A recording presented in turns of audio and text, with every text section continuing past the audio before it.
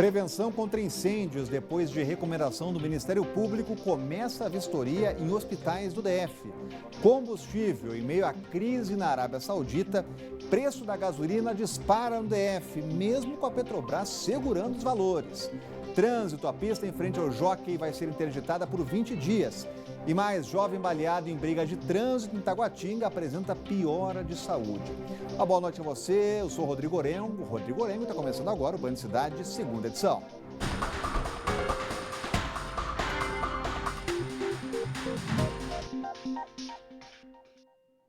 O incêndio no Hospital Badim, no Rio de Janeiro, que matou 14 pessoas, acendeu o sinal de alerta aqui no DF. Por aqui tem extintores de incêndio e equipamentos de proteção que estão com prazo de validade expirado desde 2017 na rede pública. E diante dessas denúncias que chegaram ao Ministério Público, o MP está recomendando medidas à Secretaria de Saúde e ao Corpo de Bombeiros para regularizar a situação. A gente vai conversar ao vivo com o Rodrigo Miranda para trazer mais informações para a gente. Está lá no Ministério Público. Muito boa noite, Rodrigo. Como é que um extintor de incêndio fica 2 anos lá, sem a renovação, com prazo de validade vencido, hein, Rodrigo? O que dá para fazer daqui para frente? Uma boa noite.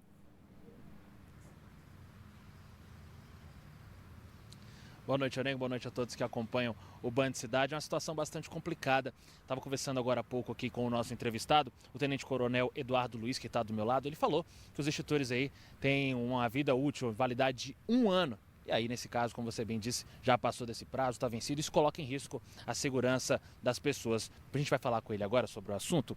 Tenente Coronel, é uma situação comum encontrar extintores, esse aparato aí de combate ao fogo nessa situação aqui na rede pública de saúde de Brasília?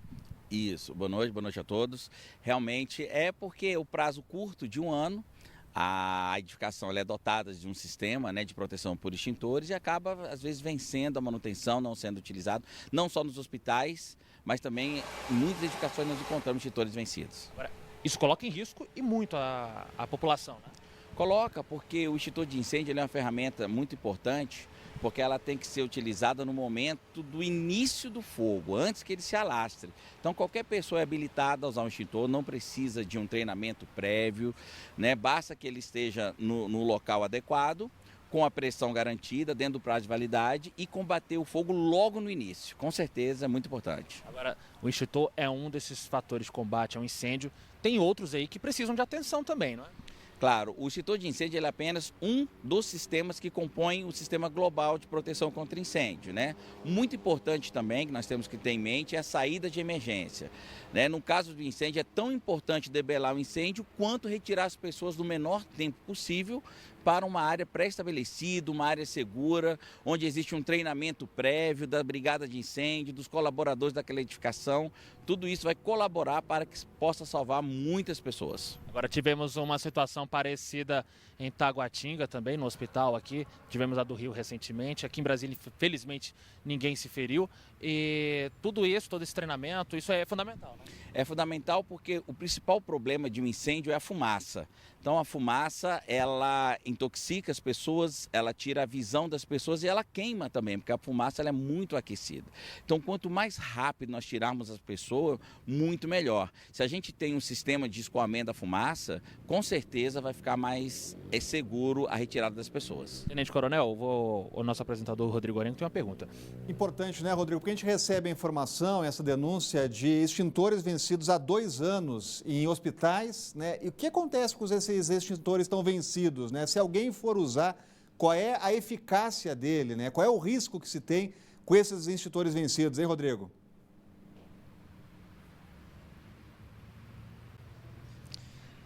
O Orengo perguntou, temos esses extintores vencidos aí há 2 anos. Agora, qual o risco se tiver um incêndio, a pessoa for utilizar? Ele vai funcionar, não vai funcionar? Ele pode colocar em risco ainda, talvez ampliar o fogo? Como é a situação? O problema é ele não funcionar. O que importa é o conteúdo do extintor com a pressão adequada. Se o extintor está vencido, o fabricante não dá mais garantia que aquele conteúdo vai ser eficiente para apagar o fogo. Se a pessoa utilizar e ela causar um mal maior, isso não vai acontecer, a não ser que ela utilize o extintor errado para aquele tipo de fogo. Por exemplo, água em rede elétrica. Se ela usar o extintor de água no equipamento energizado, ela pode sofrer uma descarga elétrica e sofrer um acidente muito grave. tá certo? Mas ele realmente, o principal problema é ele não ser eficiente e não combater aquele princípio de incêndio. Muito obrigado pelas informações, Tenente Coronel. Morengo, voltamos com você. Valeu, Rodrigo. Tá aí o risco, né? Tem que realmente prevenir. A gente vai continuar falando de incêndio nesse período de seca, porque tivemos mais um incêndio hoje, dessa vez lá na região dos Jardins Mangueirara. Moradores enviaram vídeos para mostrar a altura das chamas bem perto de prédios. Você está vendo aí, em algumas partes do condomínio, o muro impediu o fogo de avançar e muitos moradores ficaram assustados, mas os bombeiros conseguiram controlar o fogo no início da tarde. Minutos depois, um outro foco se formou, foi próximo a Papuda, onde está concentrado o grupo de bombeiros, está combatendo as chamas. Ainda não é possível estimar a área queimada, a ocorrência ainda está em andamento e até domingo foram mais de 7.500 ocorrências de fogo e vegetação. Brasília já está há 106 dias sem chuva e a umidade hoje ficou em 17%. A temperatura chegou a 31,8 graus, um calorão. Vamos trazer imagens também do nosso helicóptero da Band News FM, colocar imagens aqui para você lá de Santa Maria. Olha o trânsito aí, portanto bastante movimentado. Imagens do nosso repórter Rafael Procópio, mostrando a volta para casa. Vamos aproveitar para trazer mais imagens para você, rodando as câmeras do DR, primeiro lá na ponte JK. Está vendo a ponte bonita lá no fundo e o trânsito está fluindo bem, sem problemas agora. Vamos trazer mais uma câmera do DR, lá no Eixão Sul, na 206. Olha a obra aqui do metrô, justamente 206, sem problema também. Vamos trazer outra imagem para você na Épia Norte. Aí o bicho pega, hein? Aí o bicho pega. Trânsito está lento, congestionado, né? E tem sempre o pessoal aqui, as autoridades do trânsito, que ficam trazendo as informações bem no momento que a gente tem o foco aí do DR, né, numa área mais estendida e está realmente complicado o trânsito. E finalizando também numa região com muito movimento, que é a IPTG, mas por enquanto sem congestionamento. A gente está vendo o trânsito está fluindo intenso no foco aí do DR, mas sem congestionamentos agora. A gente continua de olho aqui ao longo do Band Cidade. Agora, atenção você, a partir de amanhã, o trânsito na estrada Parque Vale, aquela que passa ali em frente ao Jockey Clube, vai ser bloqueado para obras no asfalto. O DR vai fazer a interdição no sentido EPTG estrutural até o primeiro balão. E o bloqueio deve durar 20 dias corridos. O trânsito, nesse sentido, vai funcionar por meio de um desvio com apenas uma faixa de rolamento e a orientação aos motoristas é que usem rotas alternativas e evitem esse trecho. E no sol nascente, um sonho de respirar ar puro é sufocado, sabe por quê? Pela poeira. É o pó que tira o sossego, a saúde e também está testando a paciência lá dos moradores, o que não é novidade para quem vive e trabalha lá na região, principalmente nesse período do ano. Novo mesmo nessa história é a iniciativa da população. Em meio a toda essa poeira, de um lugar sem asfalto, a comunidade buscou amenizar os problemas da cidade, alugando um caminhão-pipa. Toda noite a situação se repete. Os moradores se reúnem e fazem uma vaquinha para pagar um caminhão-pipa. O caminhão não é para resolver problema de falta d'água, e sim para molhar a rua e tentar amenizar a poeira. Cada pessoa doa a quantia que pode para pagar uma conta de R$ 80, com desconto, pela fidelidade e frequência dos clientes. Olha só ele em serviço. O caminhão joga água na rua sem dó, mas a solução é temporária. Porque quando o dia amanhece, a poeira volta com força total. Nem parece que ontem mesmo o caminhão-pipa passou por aqui.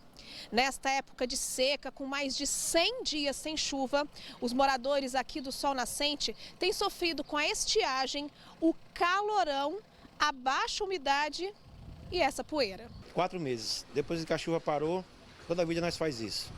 Não tem como não olhar, né? Não tem como, ninguém aguenta. A ventania, a poeira, ninguém aguenta aqui. Nós estamos no conjunto D da Chácara 2. A Fran trabalha como balconista nesta padaria há 12 anos e mesmo com tanto tempo não consegue se acostumar com a sujeira. Afinal, não tem realmente saúde que suporte. A pele, racha todinho, os dedos, entendeu? É muito difícil trabalhar. Só trabalha mesmo porque a gente precisa, porque não tem condição desse jeito de trabalhar. E quando as chuvas começam? A situação, segundo a Fran, não fica nada melhor. Engostuar gelo mesmo. Segundo os próprios moradores, há uma semana a administração passou a molhar a rua de 1 a 2 vezes por dia. Mas eles dizem que não querem medidas paliativas, temporárias. Desejam que a rua seja asfaltada por completo. Quando o Sol Nascente virou região administrativa há cerca de um mês, o coração da comunidade se encheu de esperança. Mas, segundo a população, nada mudou. A gente precisa que essa rua seja asfaltada. Com certeza, é o que não só eu, mas que o comércio inteiro e até a população que mora aqui, porque não é justo isso, né? Não é justo, a população precisa do asfalto, então vamos aqui para as respostas. Em nota, a administração do Sol Nascente diz que o trecho mostrado na reportagem foi mapeado recentemente e que já ficaram acertados os dias que o caminhão-pipa da administração vai passar lá no local. Só não disse quais serão esses dias. E sobre o asfalto, alega que vai tentar resolver o problema antes da chuva, já que aguarda o processo judicial para tentar uma nova licitação. Claro que a gente vai ficar de olho nesse caso. Vamos falar agora da história de um deputado distrital que é suspeito de cobrar a chamada rachadinha dos servidores do gabinete aqui na Câmara Legislativa. Por isso, a Polícia Civil pede a quebra do sigilo fiscal, também do sigilo bancário, do parlamentar. Quem vai explicar para a gente esse caso é o Cláudio Marcos, já está com a gente por aqui. Uma boa noite, Cláudio. Aliás, virou uma tradição essa história de rachadinha na Câmara Federal, Câmara Legislativa. E quem é esse deputado investigado, Cláudio? Boa noite. Boa noite, Rodrigo. Boa noite a todos que acompanham a gente. É isso. Essa famosa rachadinha é aquele fato de o deputado contratar um funcionário e ficar com parte do salário dele a cada mês, né? Isso é chamado de rachadinha. Bom, esse caso começou o seguinte, Rodrigo, uma operação do Ministério Público e da Polícia Civil, você vai se lembrar que era para investigar justamente aquelas fraudes na folha de ponto lá da Câmara Legislativa. E durante as buscas, durante o trabalho da polícia, eles acabaram chegando até o gabinete do diretor legislativo, o Arlécio Gasal. E foi em busca e apreensão no gabinete dele que a polícia encontrou comprovantes de emissão de cheques no nome dele e também do deputado Garcia Maia. Ao todo, somam R$300 mil. E é isso que a polícia acredita que, então, são as provas aí dessa fraude, né, dessa suposta fraude, então, que teria sido cometida pelo parlamentar. Ele divulgou uma nota, ele disse que ele mesmo autorizou a quebra do sigilo dele fiscal e bancário e disse também que o patrimônio dele foi formado de forma comprovada e também sempre por meios oficiais. Rodrigo. Agora tem outro nome que dão também, que é Rachid, né, Cláudio? Impressionante como esses casos eles ocorrem, são investigados e a gente vai ficar de olho. Agora, entre os métodos desse crime aí, porque isso é um crime, né? Você repartir recurso público, isso tudo é recurso público. Tem a história do funcionário fantasma também, né? O cidadão está lá inscrito, ele está recebendo, tem o repasse de volta para o parlamentar e ele não trabalha. Tem isso também, né, Cláudio? É verdade, tem isso também. Tem a rachadinha, como você falou, tem o funcionário fantasma, que infelizmente também não é raro da gente encontrar esse tipo de denúncia e esses casos acabam sendo comprovados. E tem também aquele caso do nepotismo cruzado, que infelizmente ainda é muito comum, né? Um parlamentar contrata parente de outro parlamentar e assim o deputado faz a mesma coisa. E tem que ficar de olho, tem que investigar. O Cláudio Marcos vai continuar acompanhando esse caso para trazer as novidades aqui para o Band Cidade. E olha, após a reportagem da Band News FM falando sobre os benefícios da SEB, o Sindicato dos Urbanitários, que representa os empregados da companhia, esclareceu que filhos de servidores da empresa com até 24 anos recebem uma parcela anual de R$ 259 como bolsa escolar. É o assunto de hoje do comentário de Cláudio Humberto. Olha, um sindicato que atua na área da SEB, a nossa companhia de energia, não gostou de uma reportagem da Rádio Band News FM denunciando regalias bancadas pelo consumidor e mandou uma nota em defesa desses privilégios que mais parece aquele promotor de Minas Gerais, lembra? Reclamando do miserê do seu salário de R$ 24 mil líquidos. A pelegada da SEB saiu em defesa de excrescências como o auxílio babá de R$ 1.000. Sim, R$ 1.000, que somos obrigados, os consumidores, a pagar a funcionários da SEB que tenham filhos pequenos. Mas pagamos também outra imoralidade, um abono estudantil para marmanjos de até 24 anos de idade, que são filhos dos funcionários da SEB, sem contar o auxílio creche. Não admira que a empresa de energia esteja quebrada e que a única esperança de sobrevivência dela seja o investimento privado por meio de um processo de privatização em boa hora definido pelo governador Ibanez Rocha. Esse auxílio babá e outras regalias saem da conta de luz que cada um de nós paga todo santo mês, até porque a SEB não tem outra fonte de receita. Que vergonha! É hora de preparar o bolso, porque novamente os motoristas vão pagar mais caro para abastecer o carro. Nas bombas, os postos estão cobrando cerca de 20 centavos a mais no litro da gasolina. Para o motorista do Distrito Federal, os constantes aumentos nos postos de combustíveis são tão comuns que eles não se assustam com mais um reajuste. É verdade, o pessoal aproveita e já aumenta, e a gente paga. O espanto desta vez ficou por conta da rapidez no repasse. Muito rápido, subiu demais. O preço subiu cerca de 20 centavos das últimas horas para cá, sendo que em alguns postos o litro da gasolina já chega aos R$ 4,56. Pois é, o que a gente vai fazer, né? Justificativa diz que não tem, né? Vamos aguardar, né? Segundo o governo da Arábia Saudita, a produção diária de petróleo do país caiu para a metade por causa da crise. Mas o setor daqui da capital avalia que ainda é cedo para saber como essa crise vai atingir Brasília. O presidente do Sindicombustível justificou que este novo aumento foi por causa de um reajuste nas refinarias realizado em agosto, que a categoria decidiu repassar agora ao consumidor. Por fim, lembrou que o governo federal continua com a mesma política de preços da Petrobras. Significa que o valor do combustível pode disparar. Uma bomba que acaba estourando mesmo no bolso de quem mais precisa. Tudo é o consumidor que paga.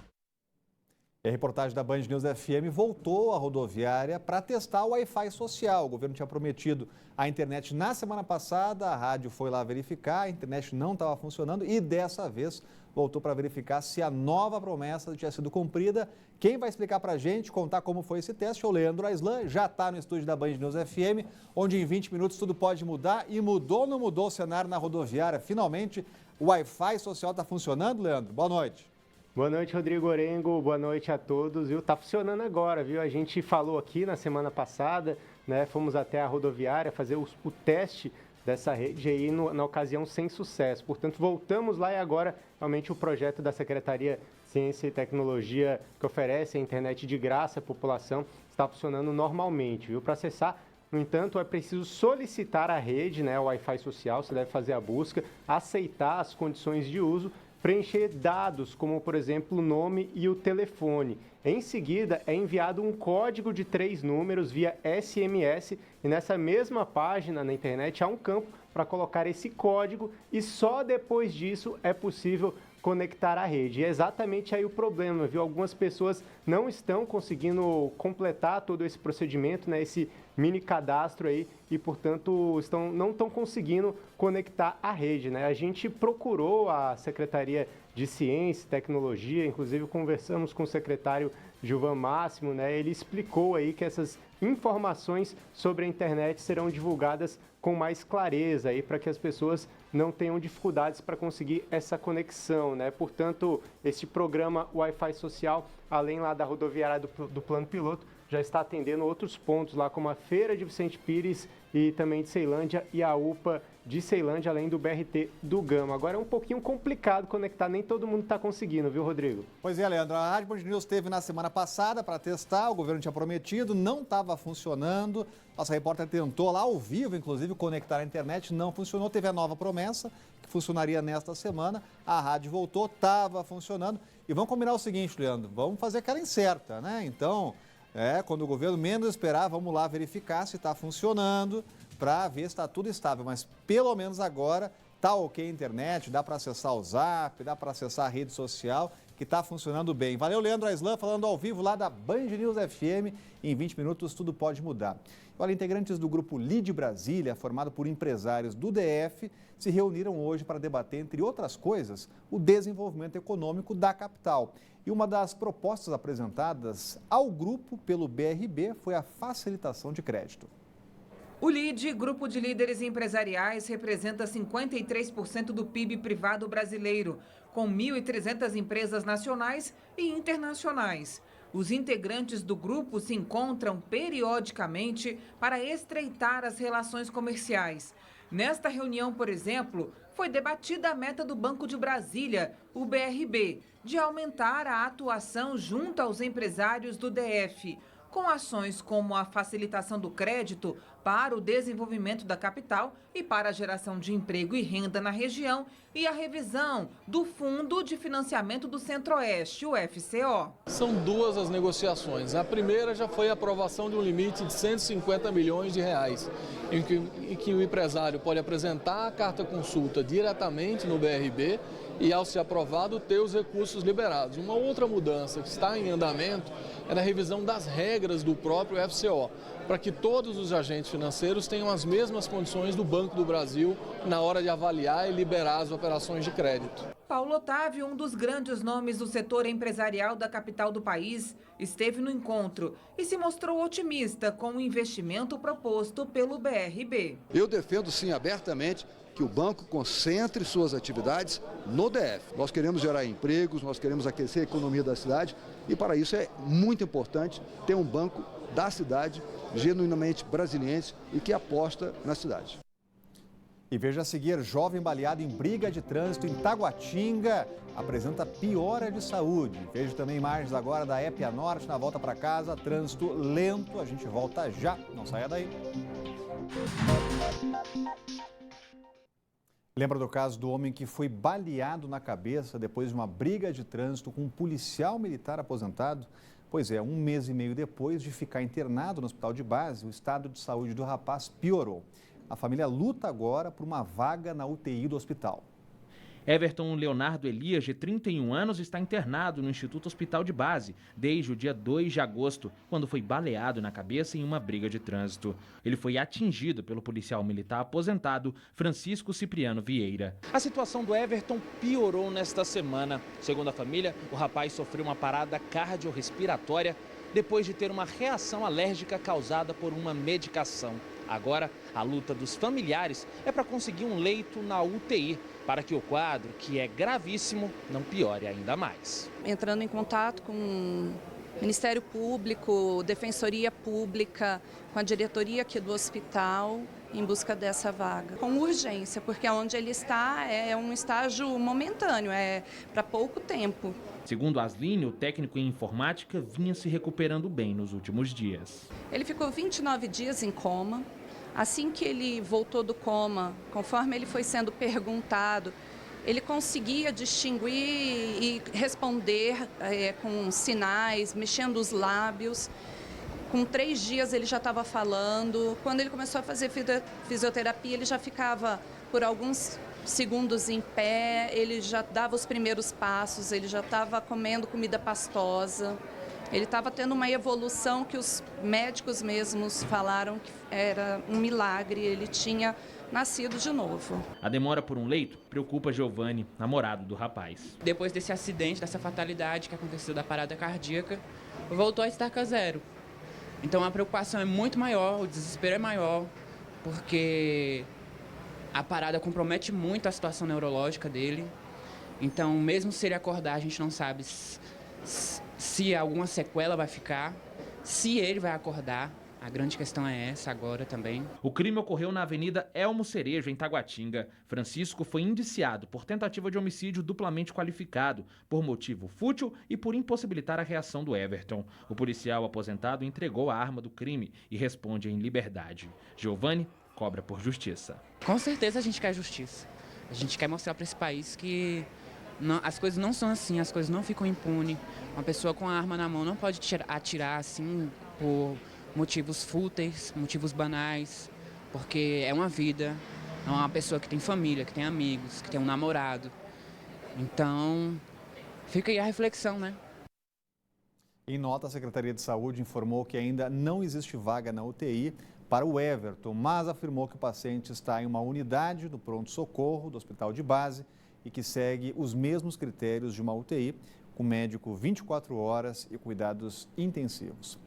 E veja a seguir, a polícia resgata Sagui, que sofria maus tratos em Ceilândia. Imagens agora da EPTG, está vendo o trânsito na entrada de Águas Claras, muito intenso, a gente volta em seguida. Em Ceilândia, agentes da Delegacia de Proteção ao Meio Ambiente resgataram um sagui que estava em cativeiro. O animal era mantido em uma pequena gaiola, sem autorização dos órgãos ambientais e alimentado de forma inapropriada. O responsável foi autuado e vai responder a um processo por manter animal silvestre em cativeiro. Já o sagui segue para o Centro de Triagem de Animais Silvestres, lá do Ibama. O Senac está oferecendo serviços de corte de cabelo, também de barba e hidratação capilar de graça até novembro. E os interessados nos atendimentos devem procurar a unidade Gessé Freire, localizada na quadra 6 do Setor Comercial Sul. Os procedimentos são feitos por ordem de chegada de segunda a sexta-feira, conforme disponibilidade de vagas e serviços. Obrigado pela sua companhia. Vem aí o Jornal da Band. Uma boa noite e até amanhã. Tchau.